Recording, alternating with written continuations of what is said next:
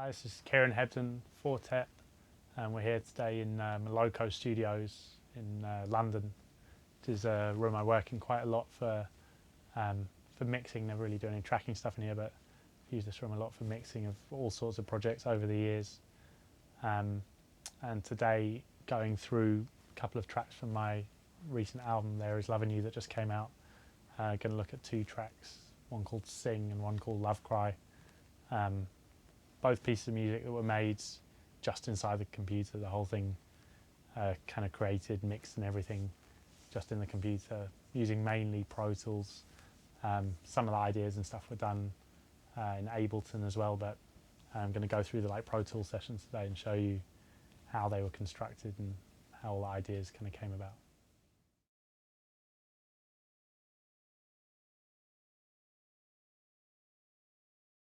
This is a track of mine from a new album. It's called Sing.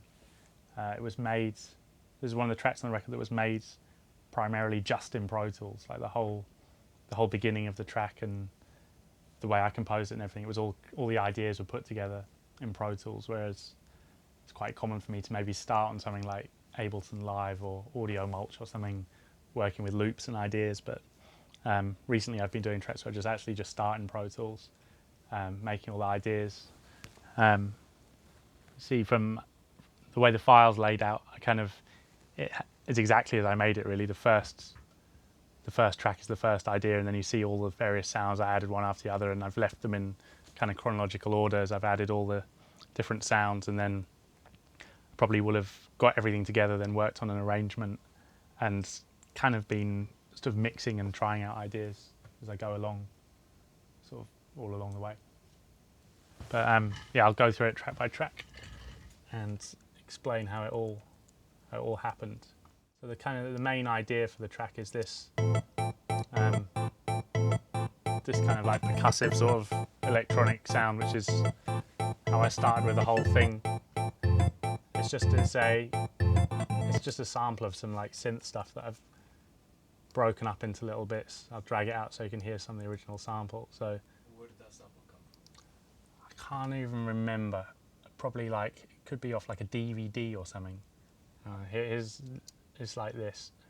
Where is it?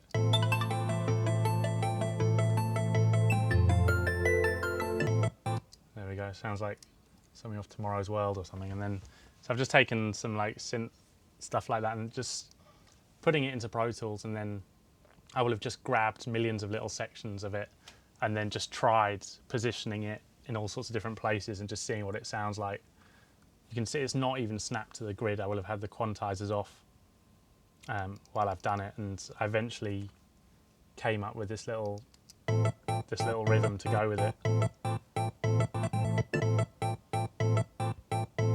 And there's a variation here when the chord changes underneath a bit. And then this is the same sample, but slowed down, I guess, running at like half the speed, and I've taken little bits of it just to kind of beef up certain sections of what's going on in that main loop. And then there are two channels here of the same sample sped up as well, running at double the speed. And I've just grabbed little sections again and kind of put them, what have I done?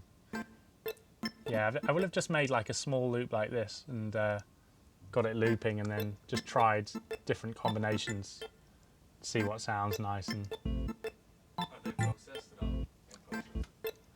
no, they're literally just sped up and slowed down. That's the only processing that's going on. It's something I do on almost every track I do, is whenever I've got a sample, a melody or anything, I usually try it at half the speed and at double the speed just to see what I can get out of it. You know, I'll try like usually something slowed down. I'll get a nice bass line or bass sound or something, and they sound weird on their own. But once I had them all kind of like going together, it's kind of like plinking thing. There's plugins on stuff, but literally I think it's just reverbs and things too. There's a compressor on that. I'm not sure why. Yeah, so just a little bit of EQ. Well, that one's a flat EQ. yeah, just rolling off bass and things like that, just to kind of neaten it up. But it is essentially you're just hearing that sound kind of messed with and chopped up. So that was my like starting point for the track. Okay, so once I had the main loop for the track, this idea, I think the next thing I started putting into place was drums. So starting kick drums, the first thing I added. There's 2 kick drums here.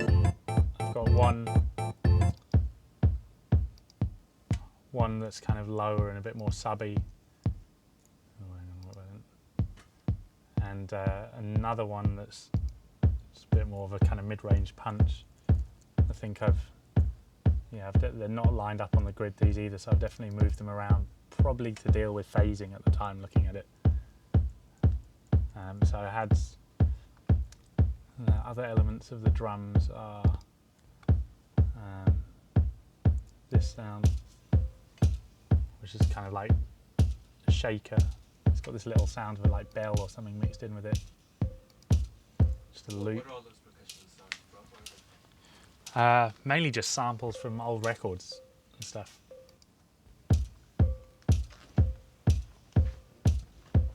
I think the kicks, I've got like a massive archive of drum machine sounds, like all the classic drum machines. So when I'm making a track and I'm looking for the right kick, I might try, loads of different kicks from all these different drum machines. But I've also recently I've started a massive archive of just samples of drum machines, but of just bass drums actually, but from old vinyl, because I know there's something about it when it's been compressed and mastered and taken off a record or something. It just sometimes has a bit more of a gritty sound, I guess, which I really like. Also in these drums, there's this loop of like, kind of bongos and stuff, which runs through it all. These percussion loops, I probably will have, once I had this main loop together on Pro Tools, I think what I did was I rendered it, and then I will have gone into Ableton Live to try loads of different, I like Ableton for trying out loops really, really quickly, for loads of different ideas and seeing how they all sit together. So I will have had that loop, and it would have allowed me to try hundreds and hundreds of drum loops in the space of like half an hour or so and see what fits. And lastly, I added a hi-hat loop, which is quite a live sounding kind of hi-hat loop. So it all started from that kick, but this is the basic kind of drum. Well, this is the drum pattern for the track basically. Is this kind of like shuffling kind of beat, and that sits alongside the main loop.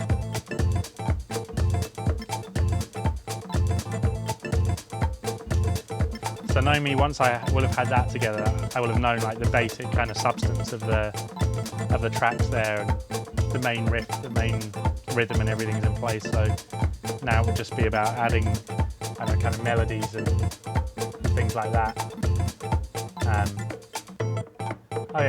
The next thing I discovered, I think, was this.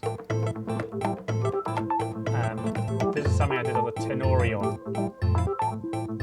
and this was something I'd done years ago. Well, not years ago, but totally separate to the track. On here, I'd made this a while back, and I used to travel around with this quite a lot, and have it on. I take it on planes and flights and things like that, and program just little things and ideas, and then sometimes put loops of them into my computer and just file them away. And so this is something that I did. It just says plane 2 on the file, so something I did at some point.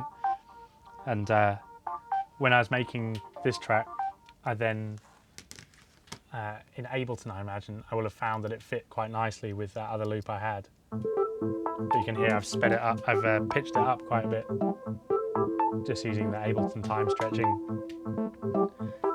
And I imagine once I got this in place, I probably started working on the arrangement a lot more. I probably decided, this comes in kind of halfway through, I probably decided that was a good introduction of something else to happen sort of halfway through the song. It's all kind of going along, and then halfway through it breaks into this tenorion stuff.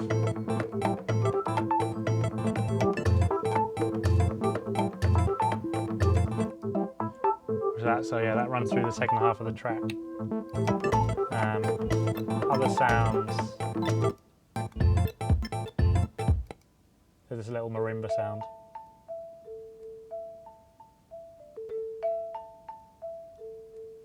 Which again is just a few little marimba hits that, yeah, combined with everything.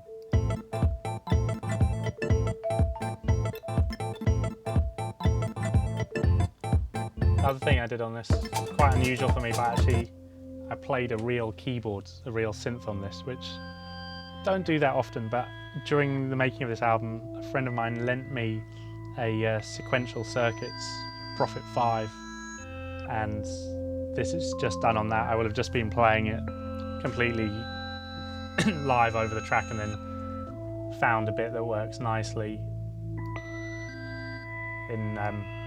into the track and like edited it to fit. I think the Prophet 5 is one of the nicest analog synths I've ever tried out, really. I think I mentioned to a friend of mine I wanted to try a polyphonic synth because I'd always only worked on monophonic ones, and he lent me this, and yeah, sure enough, it was completely brilliant. And I've tried those recent kind of reissues and stuff they've done, but the old one I had from the 70s was or 80s probably, I guess, was completely different beast.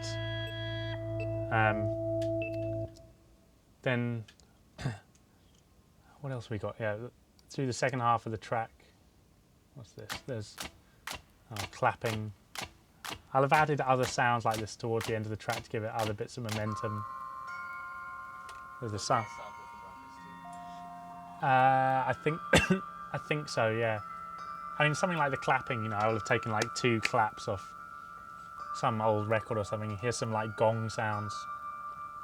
I keep, like, when I'm working on something, I'm not like sitting there with piles of old records and stuff, kind of looking for sounds to make it all fit. I keep this permanent kind of sample diary, which I've been doing for like over 10 years or something now, where I have, every time I hear something on a record, on a DVD, on, I know, a cassette tape, on anything, I hear sounds that I like or are useful, or even if I come up with something on guitar or keyboard or something, I'll record it into the computer, like I did with a tenorion loop, record it into the computer, archive it away as something from that time.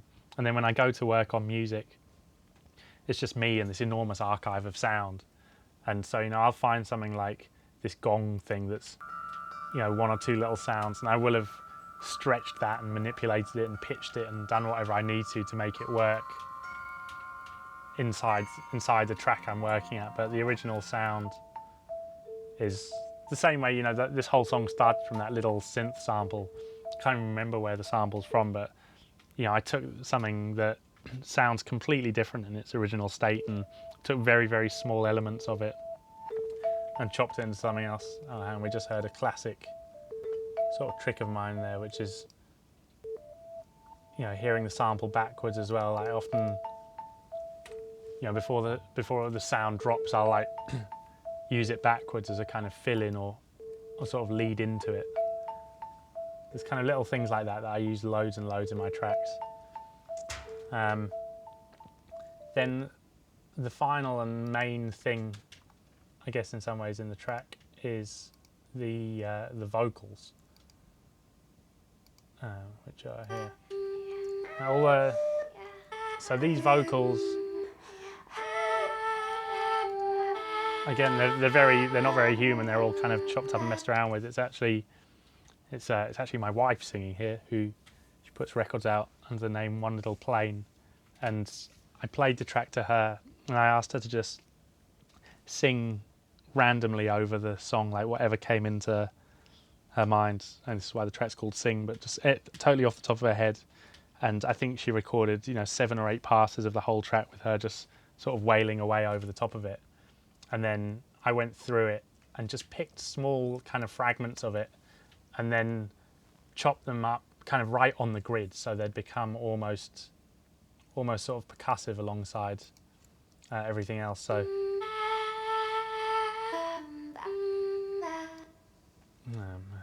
loop a bit of it.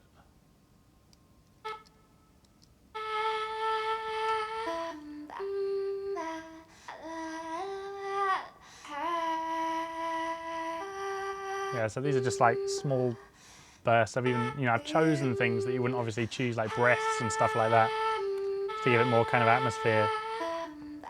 And then I've got another track of it here. What's this one doing?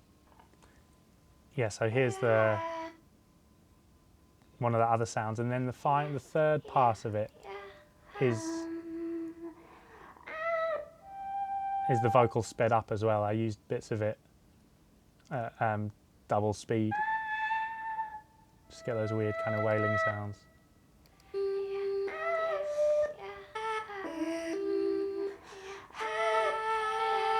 Yeah, there's quite a lot of side chaining on this track. One of the kick drums is just sent to one of the sends, and it's blasting away in the send all the time, and then I'll put that into compressor on the, is it there? Oh no, it's here on the main thing. So yeah, you can see the kick's just banging away into the compressor, and I use it a lot, especially on this recent album, having the kick drum side chaining things. So it just makes everything kind of rhythmic in some ways, you know. Yeah, we can't hear the kick at the moment, but the whole thing's like moving along in this nice way.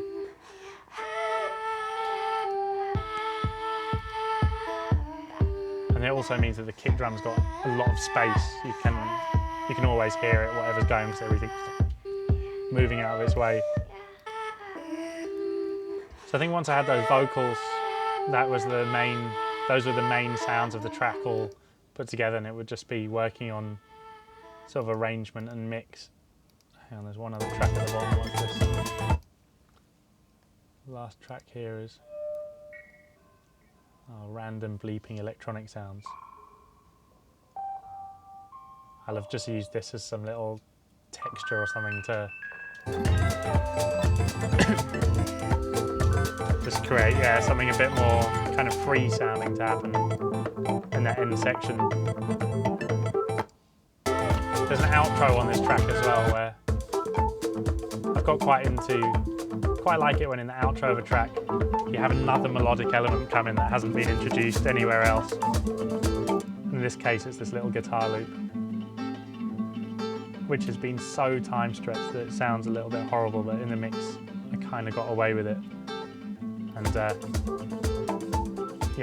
I like the idea that a little riff that could have been the beginning of a track is brought in at the end and then fades out kind of quickly. It's like kind of hints at another idea that could happen in the future of the track. You know, like the track's got a life beyond what you've heard.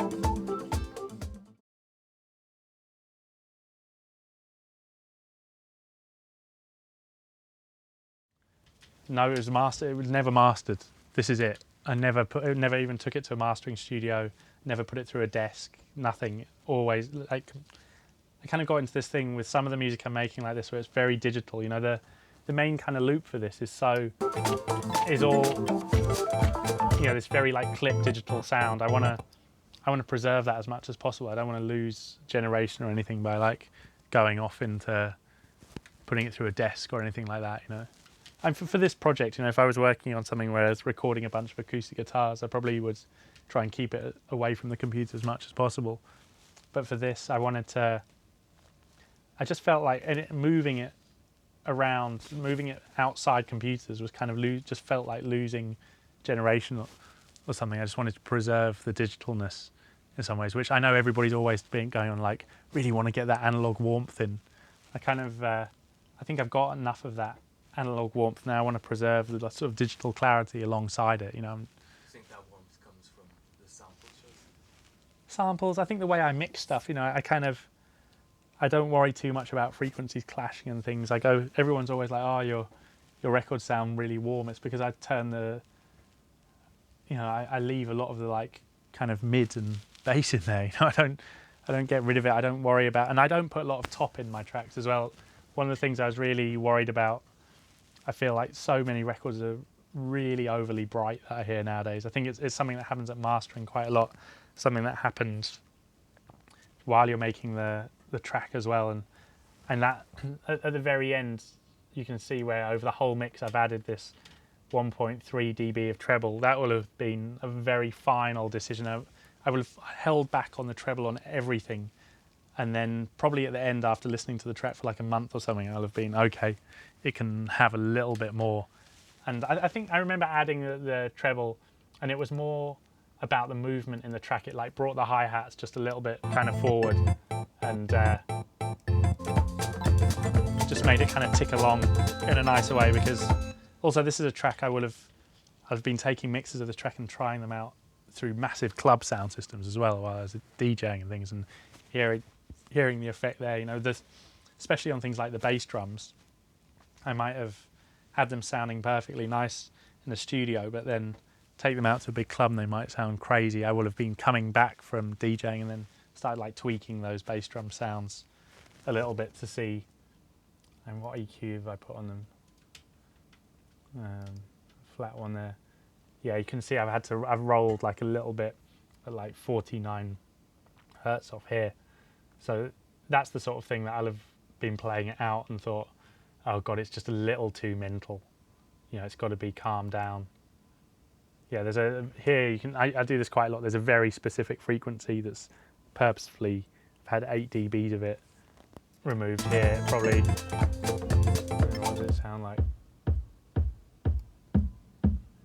Yeah, like mad frequencies like that, you know, something that just sounds, I don't know, like someone's hitting like a yogurt pot or something alongside the drum. I'll have found that frequency and totally got rid of it, you know, so that it's just not getting in the way.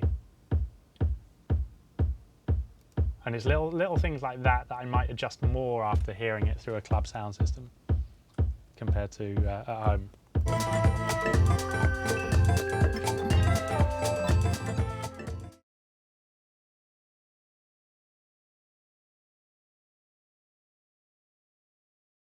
So this track, Love Cry, I think the first track I made from the album, and this track was all about the drums. It all started off with the drum beat, which was something that the idea of it was put together in Ableton Live, just trying loads of different kind of drum sounds and loops and stuff together and seeing how they kind of fit.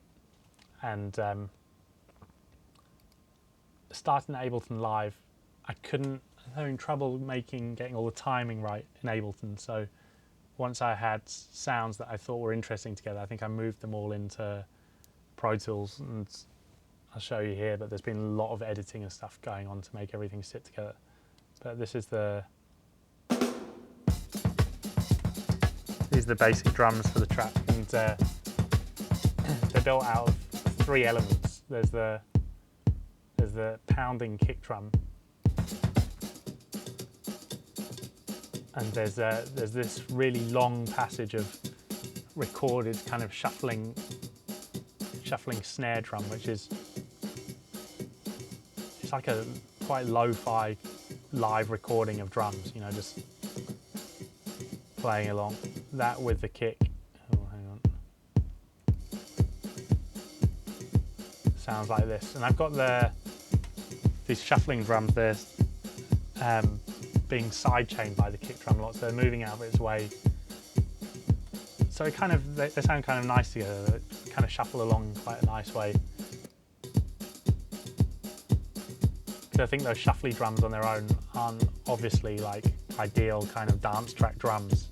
I think combined with the kick, and then on top of that is this more kind of standard kind of hip hop break sort of thing,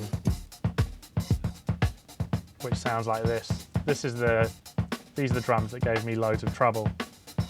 As you can see here, I've had to chop them up loads and loads, and I do all this stuff by hand. I don't use Beat Detective or anything like that at all to organise these things. I just do it all by sight and by ear, you know, what works best. And I've chopped these up, and you can see I've taken all sorts of small portions and moved them around so that they're definitely going to sit okay with the other drums I've already got, and everything can kind of work in time. I haven't snapped them to a grid or anything like that. I've just moved them around kind of where it sounds right to me. So the whole thing was getting these three kind of drum elements sitting together. So yeah, I had this, and the other sound that I had for the track early on was this droning kind of electronic noise. It sounds like a vacuum cleaner or something. And you can see this is a sound that I've taken up and just chopped bits of, and you know, it's something that I can't remember what it originally sounds like. It's probably something quite abstract in some ways, but just by looping small sections of it, I've made it into a more kind of repetitive thing. You can hear loads of crackle on it, so it must be sampled from an old record, I guess.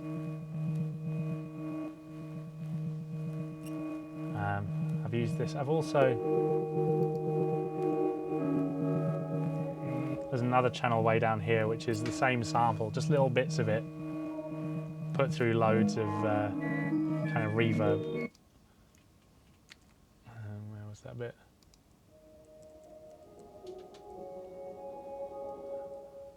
I've got a channel up here that's just really distant stuff with lots of reverb on and all the top rolled off it. And that's just, sometimes I'll have a channel like that that's just kind of atmosphere, you know? Just those little kind of sounds like that bring in, yeah, just suddenly put the track in a different space. What is this? And this is that weird electronic sound, pitched up. It sounds like it's been time stretched, which I might have done in Pro Tools. Yeah, I will have probably done in Pro Tools here, just using, I've rendered it just using the like pitch shift, Pro Tools pitch shift on here, and I've just, by adding that sped up at certain points, I just add some more intensity to the whole kind of atmosphere. There's a channel here of the bass drum that's muted, and it's constantly muted, you never hear it in the track. I've got it there just to use for the sidechain. So I'll leave a, you know, one of the things that needs to happen in this track is, and I use it especially at the beginning, is when you have the electronic noise, it's playing along.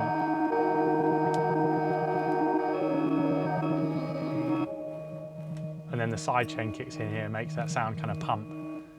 And you know, you haven't even heard any drums at all in the track yet, nothing's kicked in, but it's just hinting at the rhythm, you know, you've got a sense of the tempo is about to come in just from that pumping kind of noise from the sidechain.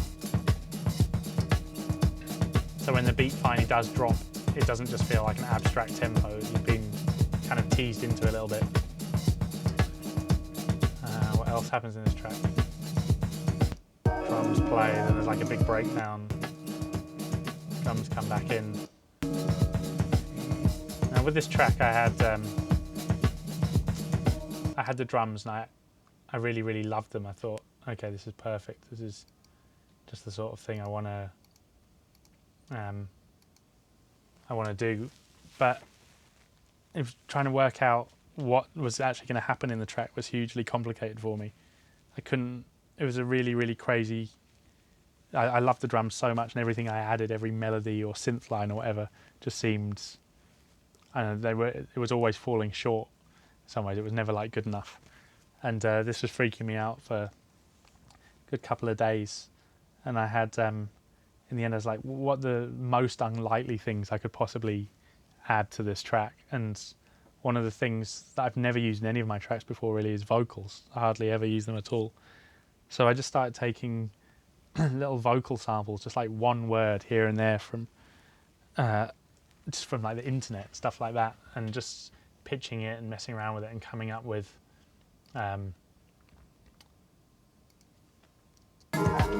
things. So the main drop happens.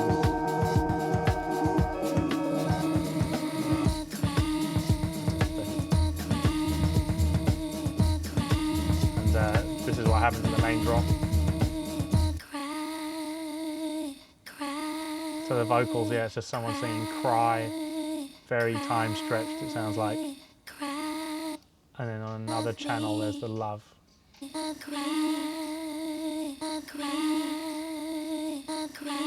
This is stuff that all will have been done in Pro Tools.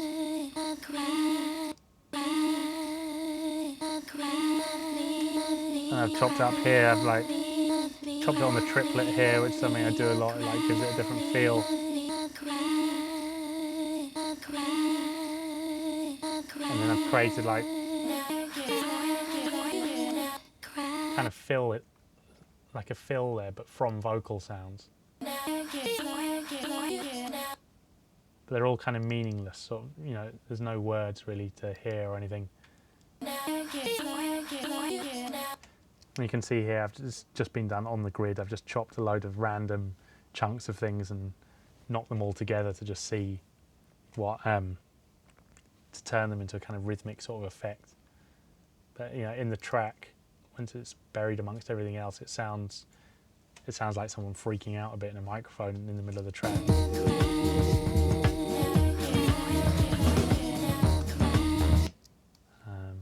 There are more. What are these vocal sounds here?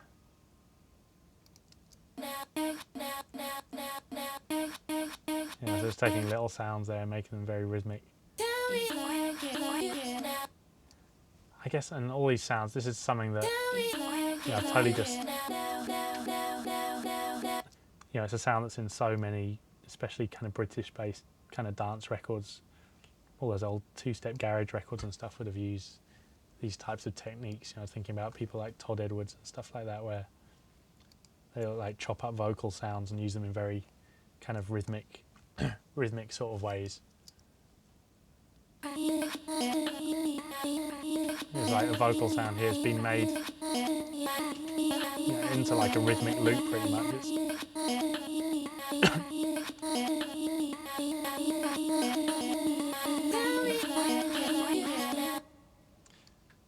So I had all those vocal sounds. The other thing I thought it needed was bass when it all kicked off.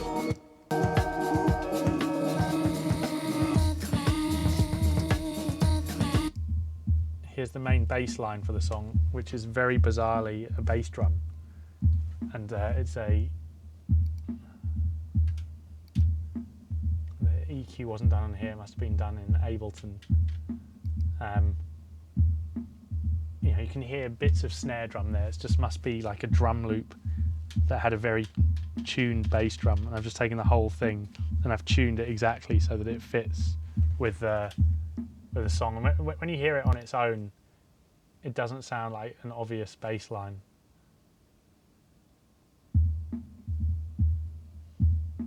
But I think that's why it was working quite well in the track, because it's so kind of rhythmic.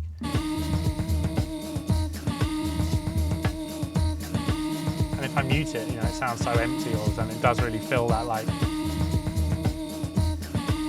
bass line type of thing. So I had that, but then that wasn't enough. I added a thought it needs to come in with a more traditional kind of synth type of bass line as well. So I've got this here.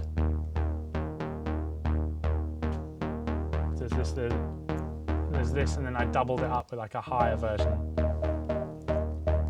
This bit was done at home rather than the studio, and it was all. This was actually using a plug-in synth. It was all done on the Omnisphere. I think Spectral Sonics, is that who makes it? And you can see I've just programmed it with the MIDI notes on the normal like piano grid thing, which is kind of, I don't use any MIDI controllers or keyboards or anything like that at all. I just program everything by hand in Pro Tools for synth parts like this. And a little bit of automation on the filter, it sounds like that. Yeah, a little kind of note change thing. But yeah, I've just bounced the audio of it down here so I can listen to it in the studio.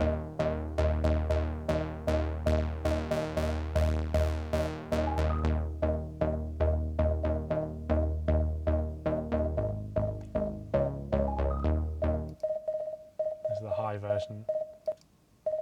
I probably added this high version just to make the whole thing like stand out more in the whole mix. But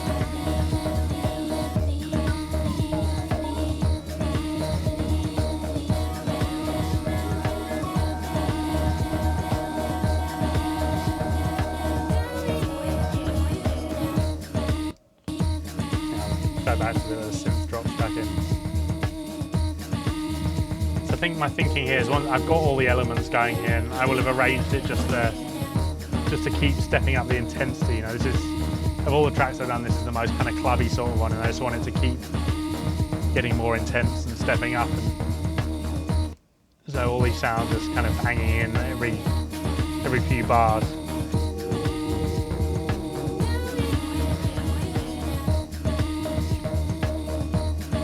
There's something really good.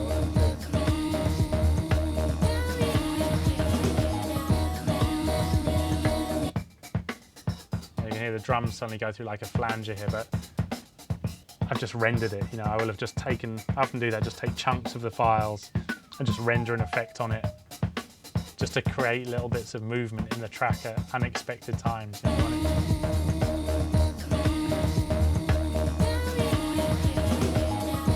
I want it to have the sound almost as though someone's there, you know, at a desk almost, like going crazy and getting excited, and I want it to sound very live and spontaneous like that, even though the reality of it is it's not at all. You know, it's totally, everything's very, very meticulously kind of arranged, but when you hear the record, I want it to sound hectic. You know, I want it to sound like mad things are happening off the cuff that are like a little bit almost out of control. Like, I think especially you get that from the vocals in this track, especially. Like, yeah, I want it to sound like a DJ track, and I don't want to use any of those cliched like filter drops or anything. I think that's my, you know, I want it to have all those moments of impact, but I just want to use my own way of doing all those things. I don't want to rely on any of the kind of cliched kind of moves we hear a million times again and again and again. So, and then, you know, the composition of it's quite strange. With there are 4.5 minutes of just drums, you know, before the melodies and the vocals and everything comes in. You know, it's quite a weird kind of arrangement. And then it all plays out, and then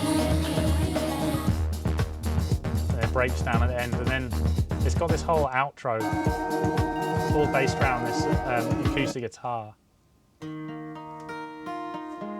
This is me playing guitar, and this is, I remember, I think I recorded this quite early on in the process of the track, thinking that this could be an idea for the whole thing, and it didn't work out, but I ended up using it to create this outro, which I was really, really happy with. I feel like you've got this like banging kind of club track, and then it turns into this quite more sort of melancholy, kind of serene, kind of acoustic thing at the end, which I think is unexpected.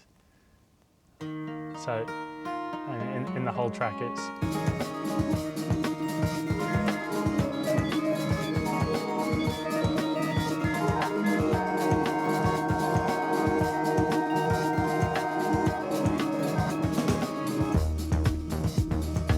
but I've done something interesting to the guitar. So this is the acoustic on its own, but underneath it is the same acoustic but heavily manipulated. Now this is a sound that I think is on all my records for the last like 7 or 8 years. You just hear this effect again and again. And what this is no kind of plug-in or anything like that. What it is it's this original sound sped up, so it's running at double the speed. And then I go through the sound, and I'm going to make all these bigger so it's easier to see what I'm talking about. And then I go through the sound, and I've chopped it every other blue line here. I chopped the whole thing on the grid exactly, and of the sped up version. And then every time there's a break, I move it along and leave a gap so that the sped up version becomes the same length as the original version with gaps. So every, let me change the grid to the grid that I had for this. So it was eighth notes. So every eighth note there'll be a gap, and then every time there's an instance of sound, I copy the sound over, I duplicate it, and then I reverse it. So every eighth note you hear a repeat of the note you've just heard, but backwards, of whatever I was performing of this original guitar sound sped up. So the effect is that you get something that's completely in time with the original guitar, but is also faster and also backwards simultaneously.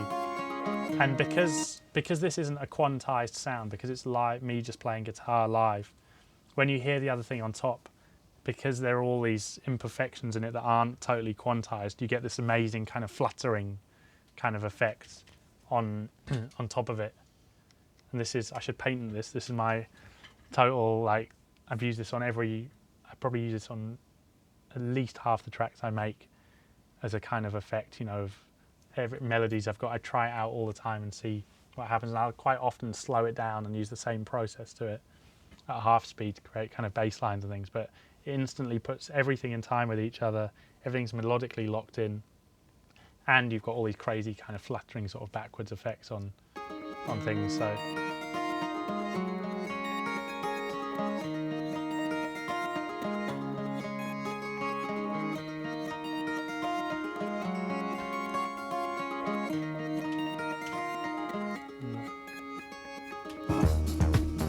That and all people write about my tracks and they're always like, oh, and then he uses all these clever mandolins and all this type of stuff. There's nothing like that going on. It's all, most of the time it's all just stuff like this, like sped up and things, you know, like most of the instruments aren't what they seem a lot of the time. There are other things messed with and manipulated and sped up and stuff like that. So